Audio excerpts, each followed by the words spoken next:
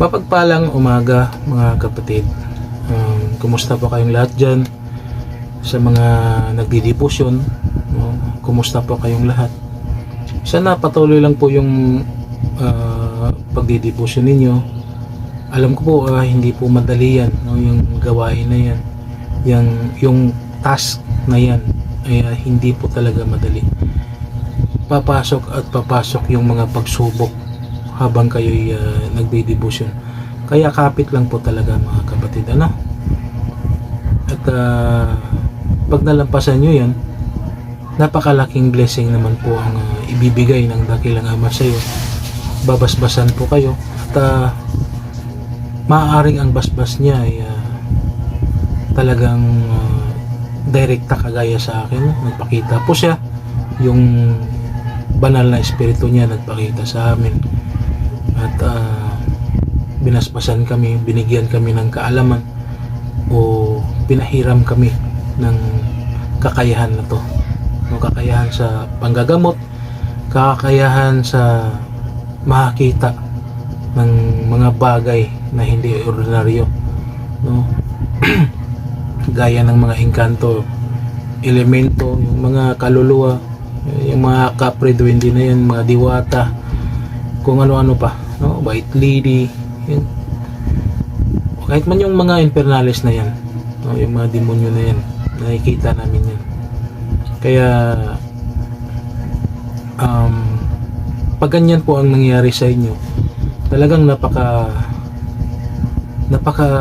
ganda, napakabihira yung kakayahan na yan na kung yan ay tataglayin nyo. Kaya kayong mga nagdidibusyon dyan mga kapatid, taste-tasting nyo lang po, kasi no, bibigyan din naman kayo ng sabihin na natin ng kakayahan na yan, no? Ipaparamdam po yan sa inyo ng ating dakilang Ama.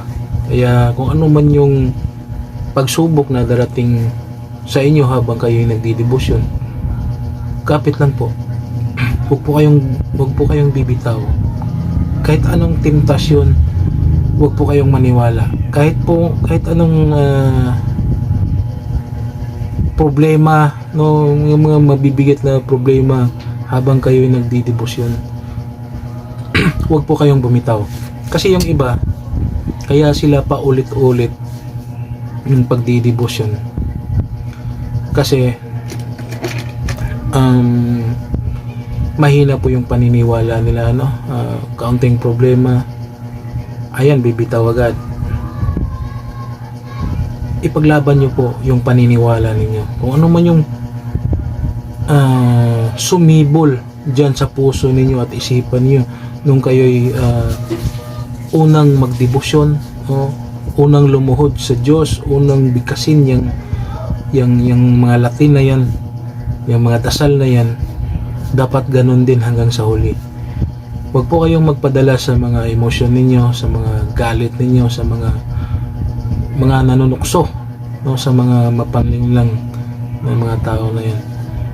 At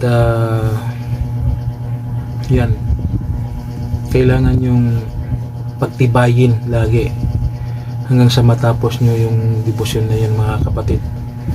At maaaring sa pagdebosyon ninyo ay hindi yan, no, habang kayo nagdidebosyon, maaaring hindi pa kayo natapos dun sa pagdidebosyon na yan, within 49 days ay babasbasan na po kayo, no? Kaya tisin nyo lang po, kasi napakaganda po ng pakiramdam pag kayo'y nadebosyonan. Talagang napakagaan po dito, no, sa puso natin.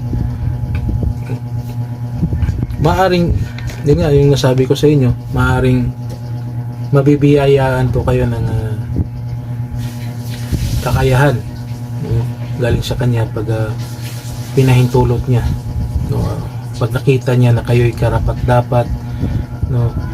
Marami po ang tinawag mga kapatid, napakadami, pero kaunti lang po ang Kanyang pinili.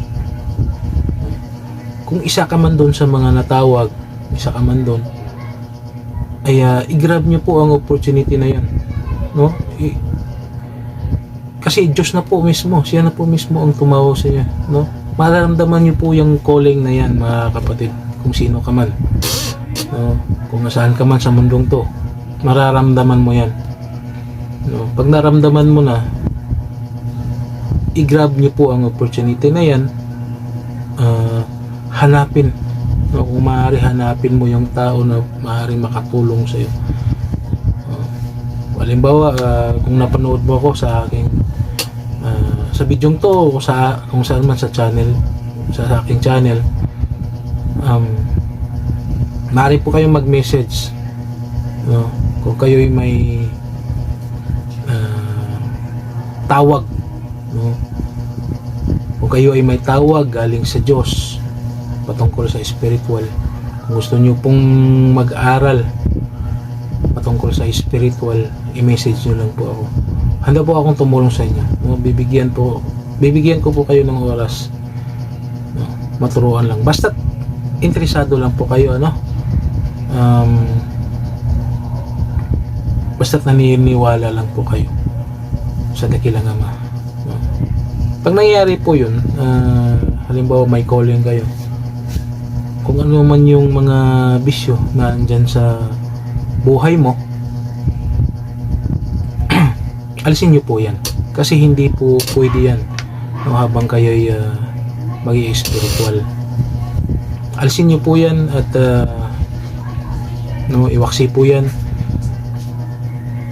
linisin po ninyo ang sarili ninyo bago kayo pumasok sa mundo ng spiritual. Kasi pag andyan pa yan, hindi kayo makakapasok talaga sa mundo ng spiritual. Dapat malinis ka, malinis ang puso mo, malinis ang isipan mo, no? Pag gusto mong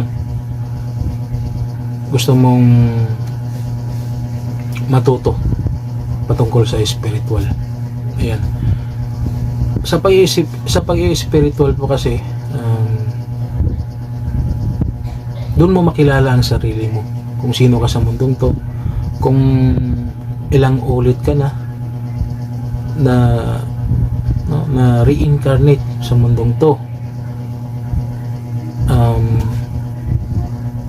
Doon mo malalaman kung ikaw ba ay isang sugo din ng Diyos na nabuhay uli dito sa mundong to bilang isang tao, ngunit ang kaluluwa mo, ang espiritu mo ay hindi ordinaryo, no? Yan po. Kaya magkakaroon ka ng gabay, no? Magkakaroon ka ng bantay, no? Or spirit guide galing sa dakilang Ama, kasi pro-protectionan ka habang gumaganap ka sa mundong ito. Ano ba yung gumaganap? Yung pagmimisyon, no? Yan po yun, no? Pagtulong sa kapwa, yung paggagamot na yan, no? Hindi lang naman po, marami po ang klase ng pagmimisyon. Yung iba dyan nagpi-preacher, no? Kung makikita niyo, madalas dyan nasa mga sa mga maraming tao, no? Halimbawa sa downtown, sa merkado, andyan po din sila, yung mga nagma-microphone, no? Yung mga nagbabahagi ng salita ng Diyos, no? Yan din po yung mission nila, no? Yung panggagamot, isa din po yan, no? Sa pagmimisyon. Actually, hindi lang po dyan. May mga tao po na sabihin natin, may mga kaya sa buhay nila. May mga pera, no? Sila po'y binasbasan, no, ng Diyos upang tumulong doon sa mga kapuspalad nating mga kababayan, yung mga walang-wala na kapwa-tao natin. Yan, ginagamit po yung pera nila, personal na pera nila, para itulong doon sa mga nangangailangan. mayaman man yan o hindi, no, yung iba dyan nagtatrabaho lang, nasa ibang bansa din yung iba na kung minsan sinusuportahan nila ang bawat isa, no, nag-i-spiritual siya, nag-i-spiritual ka din, no, yung iba nag-i-spiritual din, sinusuportahan po nila yung bawat isa sa kanila, parehong nag-i-spiritual para po makatulong din sa iba. Yan, ang pagtulong po sa kapwa kailangan po ay galing po talaga sa puso, no. Hindi po natin madidinayan yung pagtanggap ng donasyon kasi talagang may mga tao po talaga na kusang loob na nagbibigay, no? Huwag mo lang masyadong ihayag doon sa mga tao, no? Parang wag mong masyadong ipahalata na talagang ikaw ay kailangan o di kaya kailangan talaga nilang magbigay, no? Parang pwersahang magbigay ng donasyon na yan. Hindi po yun ganun, na antayin po natin na may kusang loob na magbigay. Ganyan lang po yan, no? Hindi po naman yan masama kasi galing po naman yan sa puso nila at itutulong mo din yan doon sa kapwa mo na nangangailangan, no? Yan, mga kapatid, isang mensahe lang po to, no, itong video na to. Mensahe lang po to sa mga yan gustong mag-aral ng lihim ng karunungan, sa mga gusto ding magpagamot, no? Kung kayo ay may kakaiba ng naramdaman dyan sa katawan ninyo na hindi makita sa doktor, walang findings doon sa ospital, sa doktor, ay magduda na po kayo, no? Kasi baka gawang tao yan o kaya gawang mga espiritu, no? Baka na kayo ay nausog, nabati, nakulam, na barang naingkanto, ano man, no? I-message nyo lang po ako, mga kapatid, at ako naman ay bukal sa aking kalooban na tulungan kay Chino sa abot na aking mga kaya, no? Yan, siguro mga kapatid, hanggang dito na lang.